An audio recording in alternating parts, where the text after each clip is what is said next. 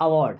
आज हम बात करने वाले हैं भोजपुरी में कुछ दिन पहले जो एक अवार्ड शो हुआ है।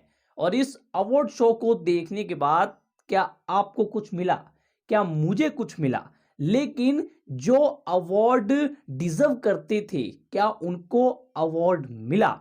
देखिए, जैसे ही अवार्ड शो हुआ तो अवार्ड शो की बातें इसलिए हो रही थी क्योंकि उस अवार्ड शो के अंदर पवन जी, खेसारी जी थे। यकीन मानिए, जिस चीज के अंदर पवन जी और खेसारी जी नहीं होते हैं उस चीज की चर्चा ही नहीं होती है यूट्यूब के अंदर, न्यूज के अंदर, भोजपुरी न्यूज वालों के अंदर।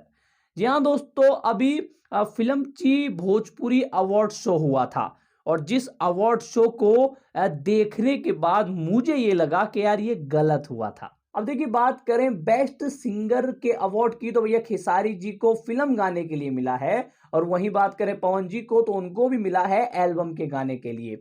अब देखिए, यकीन से बताइए, क्या आप लोग मैथिली ठाकुर को जानते हैं?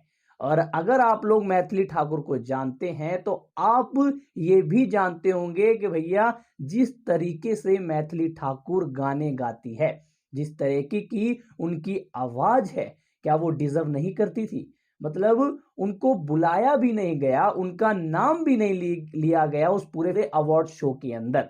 यह अन्याय नहीं है।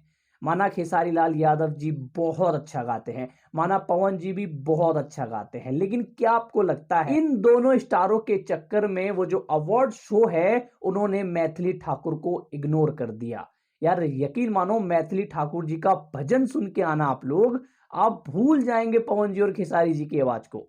लेकिन फिर भी मैं ये कहूंगा कि कहीं ना कहीं अवार्ड शो के दौरान मैथिली ठाकुर का नाम लेना चाहिए था। यकीन मानो या ना मानो, पर अभी भी बहुत लोग हैं जो मैथिली ठाकुर के बारे में शायद नहीं जानते। और भी भोजपुरी में कई सिंगर हैं, जैसे नीलकमल सिंह हो गए, उनको तो बिल्कुल भाव नहीं दिया गया।